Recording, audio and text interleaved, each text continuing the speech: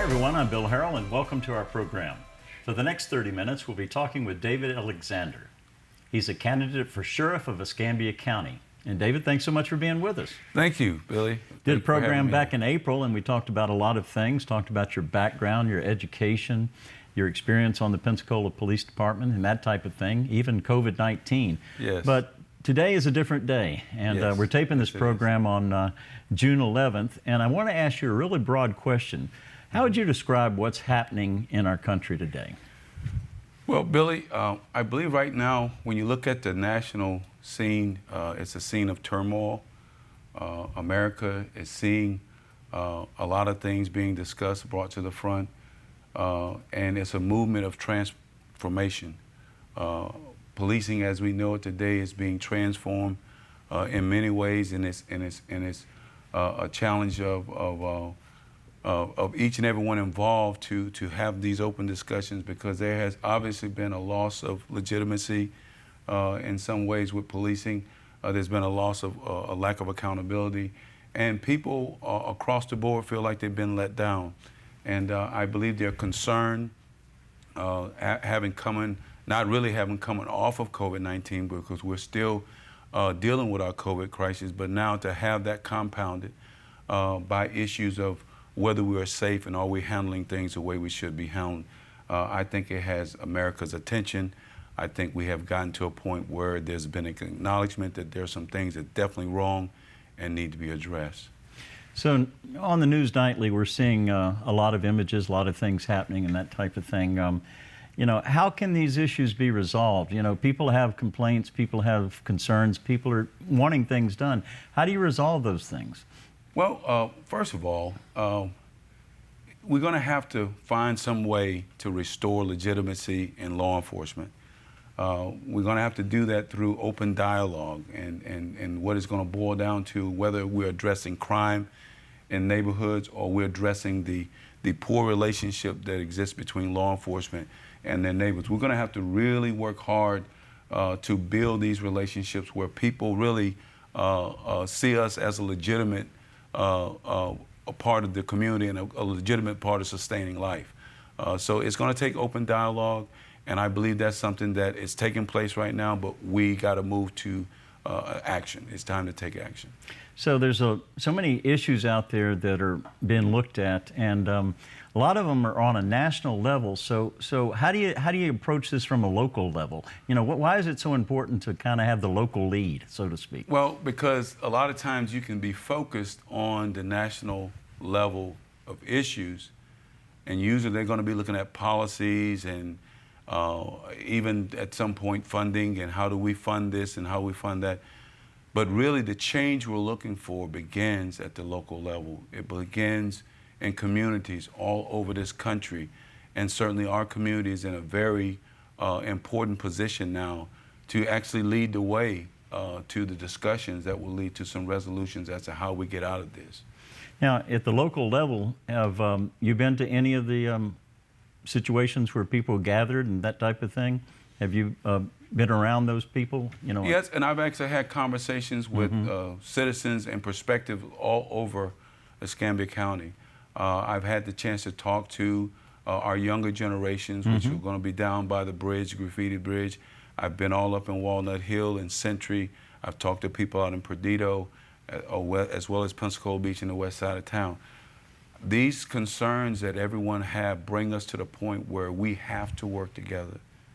We have to have these conversations. We have to turn towards each other so that we can listen to each other and understand that there are more commonalities. When you look at it, Billy, I believe everybody's concerned that if they're pulled over by the police or their loved one is under investigation for doing something wrong or they're being stopped, they want to feel like they have leadership and they have an agency that's going to be fair, that's going to be impartial, that's going to be professional, that's going to be accountable. And these are some real concerns, not just on a local level, but even nationwide.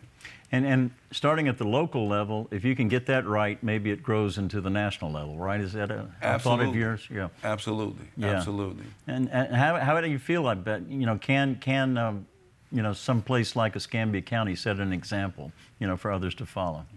Yes, yes, we can. We have been there before. Billy, I've worked during the hurricanes. I've worked during 9/11. I've worked, and then we've had several hurricanes, but we've had so many different crises in this community that have compelled us to not only talk honestly and openly with each other, but also to work together to get through it. And I just know that if we've done it before, we can do it again. It has to start at home. And that's why we can have a big impact on a national level, but our efforts would have to start at home. Dialogue, without open shame. A lot of times people are talking about things and, your perspective is different from another person's perspective, then you're put to open shame. Well, what happens? When you're shamed publicly, you withdraw. It doesn't mean the problem goes away. It doesn't mean the resolution is relevant to everyone, it's fair to everyone. But when the dialogue is pretty much distorted because of the ridicule that takes place a lot of times, it keeps us from moving forward. I believe we can do this because we've done it before. Let's talk a little bit about your experience with the Pensacola Police Department. You served for 32 years. You started in 1983 as a police cadet, and then you were appointed the chief of the Pensacola Police Department in 2015. Now, what did you learn about things that, I guess, there's something called community policing, and it's a very, very important concept, I guess, in your career. Why was that so important to you? And explain, first of all, what it is and why it was an important thing to you. Well, Billy, community policing, in its simplest definition, is the community and the police department working together to resolve problems in the community that would improve and even sometimes increase the quality of life. And it is based on relationships and listening. And you're going to hear me talk about this quite a bit, because if we're not listening to each other, then we can't honestly say we've heard what the other had to say, that we've respected the fact that we are different, but then we may have closed our ears to the evidence that we are also on common ground. So we have to be willing to listen. The other thing is, accountability is very, very important. It is important that citizens know that their departments are going to be accountable for doing what they're supposed to do. It's important for men and women in law enforcement to know that they have a leader that's accountable. Because if leaders are not leading by example, then you hear that old cliche, do as I say and not as I do. Right. I think people are tired of that now. I think, Billy, they really want to know that they're following someone that's going to lead them in the right direction, and that the public can trust that when you come on the scene, that you're going to do the right thing, you're going to do it for the right reasons, and you're going to do it for the right outcome. That's because you listen, you are approachable, and you are accountable. When you first started, you worked the Belmont-DeVillers area of Pensacola, and it's changed tremendously. It's not the way it used to be, but the idea is, and help me out here, David, when you know the people of an area and something happens at a national level, that is really bad, and people start to get upset and agitated and things like that, if you know the people, isn't it so much more easier than to have policemen behind shields that are trying to come into it? Tell us a little bit about that, how relationship building can really prevent a lot of things happening that you don't want to happen. Absolutely. And Billy, when I went into a position of chief of police, there were incidents where officers were being shot at, and all over the country. There were incidents where there were allegations and sustained complaints of brutality. So this thing began to fuel this national turmoil of what we're dealing with now. It was fueled long before. We didn't just arrive here with the George Floyd. This has been a constant and continuation of deteriorating relationships between law enforcement and their community. But when we have done it intentionally and we have done it over and over again, you become known by your citizenry based on what you permit and you promote. And going into the position of chief of police, we were at a very volatile position at the time, not just in changing leadership, but also and changing strategies and mindsets, we were also challenged with keeping our officers safe and remaining relevant and legitimate to our community. So those previously established relationships that a lot of them I have established over my career, and I have promoted officers being relevant and knowing who's in your community. So when we start to hear these national incidents come up in discussions, we had pre-existing relationships. There you go. And so, the people, the small businesses, Yes. the people that are, Yes, that, absolutely. The mom and pop business. Yeah. And one of the blessed things about that, Billy, is that when people know that you're there to help them too, they want to make sure you know what you need to be effective in protecting them. And that's where I say to the public that when you become an active part of your own safety, your own security, you're going to get the services you need because you know the people who are going to deliver the services. And that's one of the things I think community policing does, both for law enforcement and the community. It brings us together in a form of a partnership, and it's a lifelong relationship. And if we sustain that, I believe we will always be able to work through things that may face us and challenges us in the days to come. So in your many years of policing, what do you feel people, what really matters to people when it comes to dealing with the police? In other words, the way I look at this is, day in and day out, you may not have any involvement with the police department at all. But let's say, you're speeding and you get stopped. What do people want to happen to them in a situation like that? Well, what have you learned? What I've learned is nowadays people want to make sure that they can survive the police encounter. I think we've seen enough things go wrong across the nation, and that's one of the things that plays into it now. Media now can show you things that have happened over a longer period of time, and sometimes if you had no knowledge of it, you would think it happened just yesterday. So people are concerned of their own safety when they're stopped in public. People also are concerned as to whether things are being done right and that officers are held accountable. And I think more importantly, people are concerned as to when they talk to you, are you listening? Are you approachable? And these are some things that's kind of driving this mandate that we address reforms in policing. So does some of that accountability, does it really kind of come from the way people are trained when they first join the police department? In other words, how something doesn't escalate. How do you prevent things from escalating? Well, and one of the things about training, Billy, is that training is not just to make sure officers are prepared to deliver a service now or to learn new ways to do it, but it's also a very important part of being held accountable.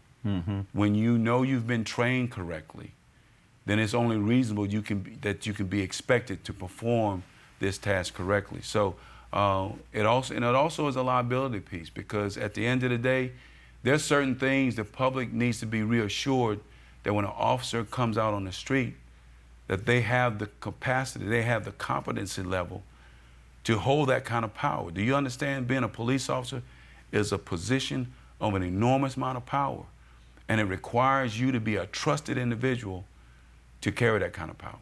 And the way that we have iPhones now and body cams and all of that, a lot of the stuff is being recorded. So, the way it looks on the screen, is the way it happens sometimes. And when you're training someone, they need to know that they're going to be accountable, because there's that video accountability, so to speak. And yes, and actually we have had, and we were training officers to understand that, because initially when body cameras came out on the scene, there was a campaign to say, well, that's just Big Brother watching over you, to micromanage and question everything you do.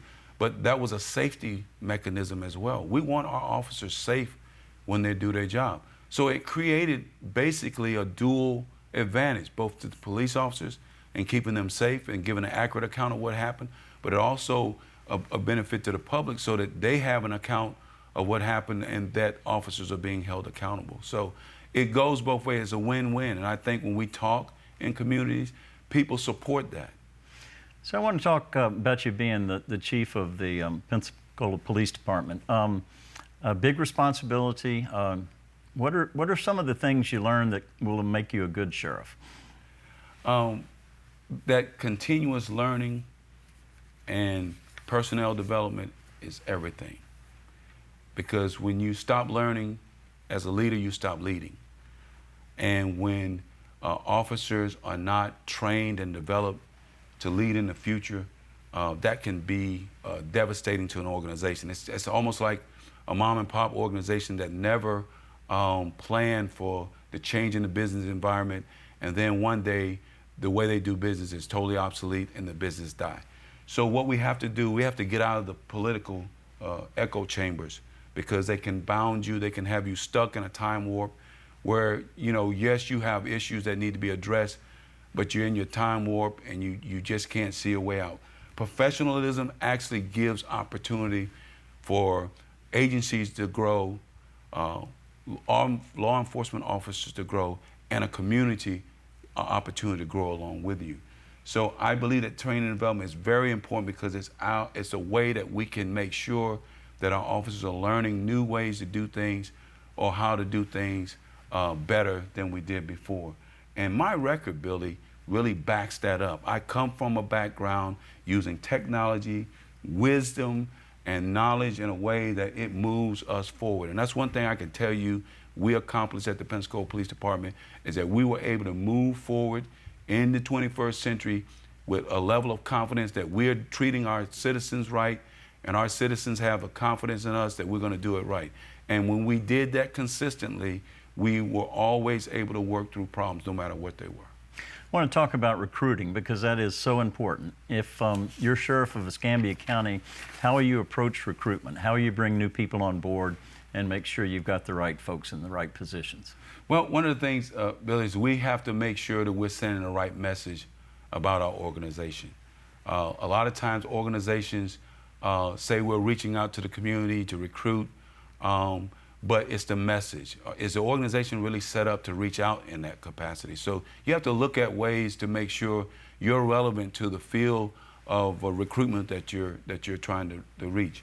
We will definitely look to continue some of the traditional measures of going out and recruiting, but more importantly, we want to make sure that we're recruiting people that are fit for the job. We want to make sure that we're recruiting people that value what the community value, and is willing to bring those things in the form of services.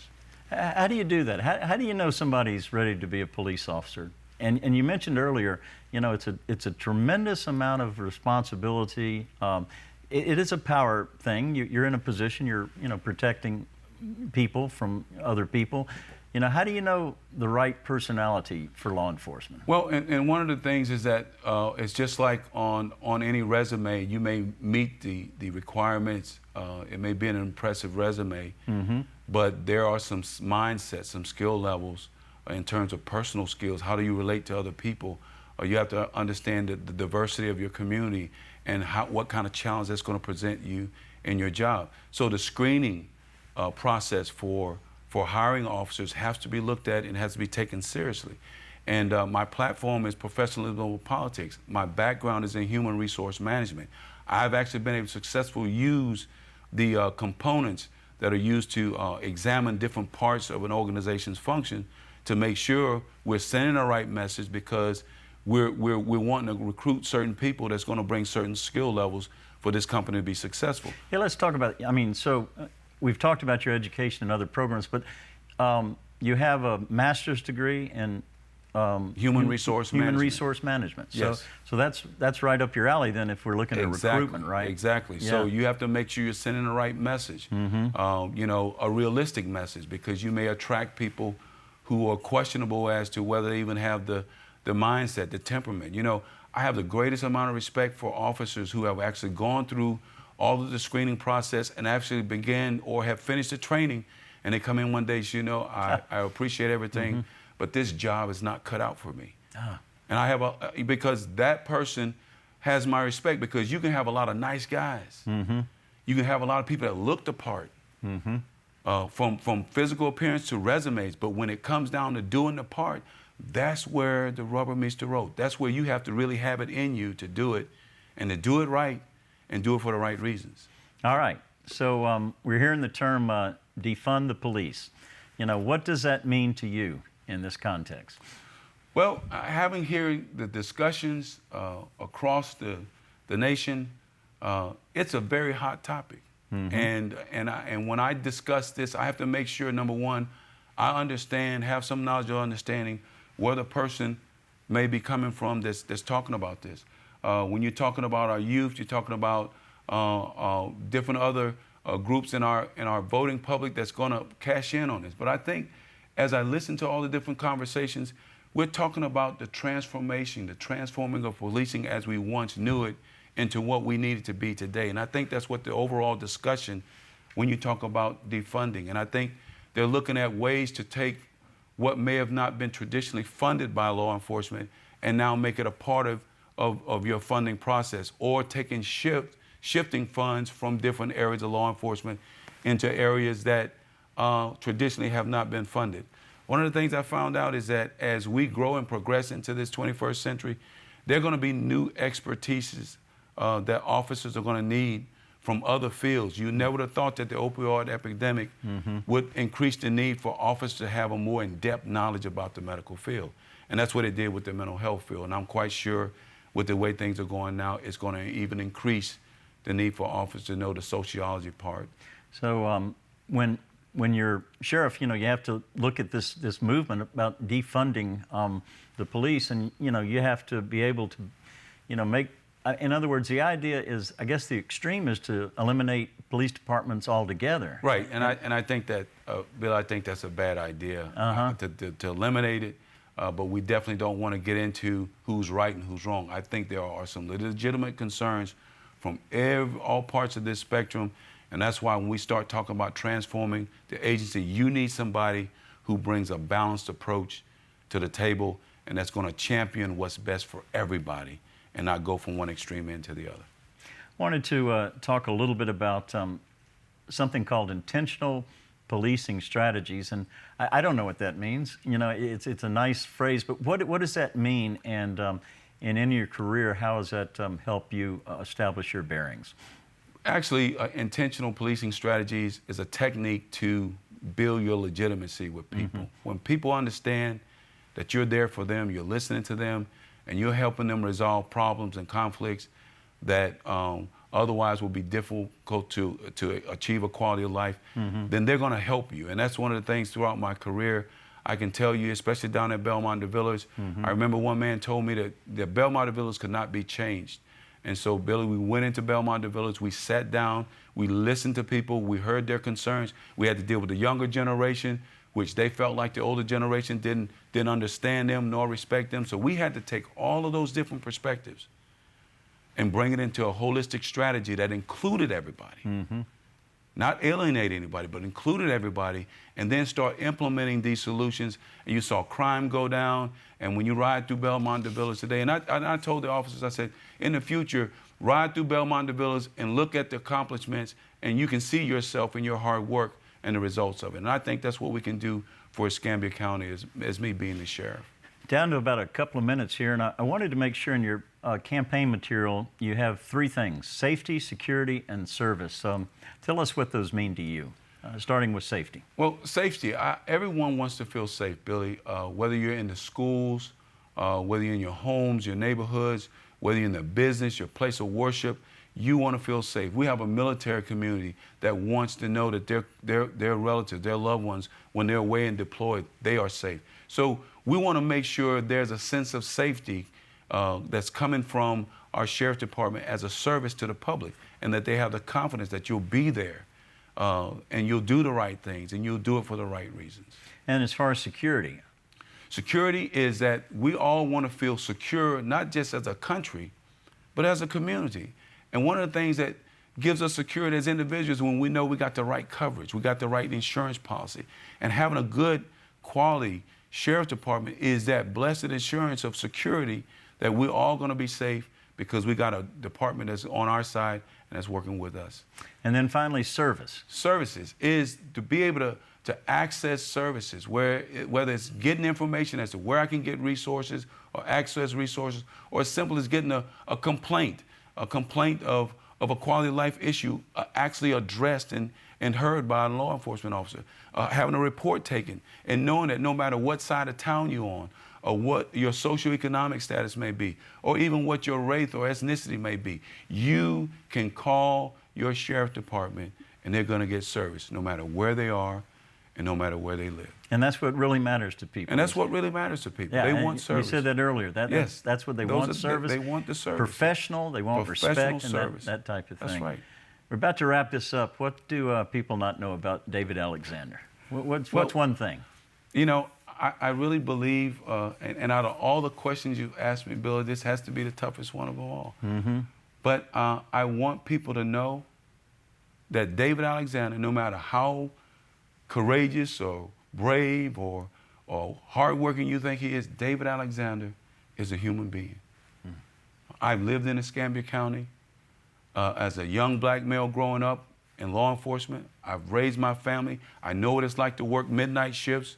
I know what it's like to put in extra hours, work extra jobs. I know what it's like to wonder if anybody even cares whether you return home or not. But I've raised my family. I've been married to my wife for 35 years. I've raised 2 children, a boy and a girl, up to be respectable citizens and productive in this community. And I've also mentored. So I've done a lot of things, but at the end of the day, I'm still a human being. I'm concerned about my own safety. I'm concerned about safety of my friends. I'm concerned about safety of my friends' children and their relatives. So I want them to know that David Alexander is human. So, David, tell people why they should vote for you. I believe that we're in a time right now that you really need someone that brings a broader and more balanced perspective. The issue of race has come up so many times. Not only am I qualified to lead, I've demonstrated I'm qualified to lead, but I am an African American. I have lived the African American experience in Pensacola, Escambia County. And I believe that all these things have worked together to make me a better candidate for sheriff in 2020. And I believe if you go out and vote on November 3rd, it will be safety, security, and services for everyone. And I will listen to you. And I promise you, I won't blame you when things go wrong. We'll just find other ways to work these problems out. David, thanks so much for being with us. Thank you very much for having me. Thanks so much for watching this program, and we'll see you next time.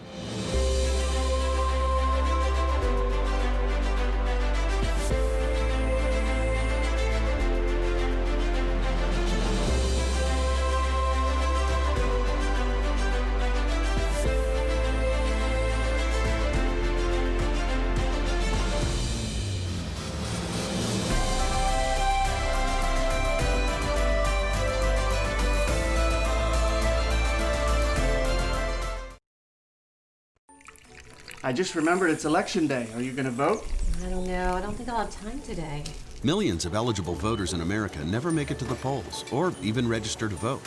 When you don't vote, you're letting other people make decisions for you and pick the things your taxes will pay for. Voting is more than a civic duty. It gives you a voice about the priorities and the future of your community and our nation. Voting gives you a seat at the table.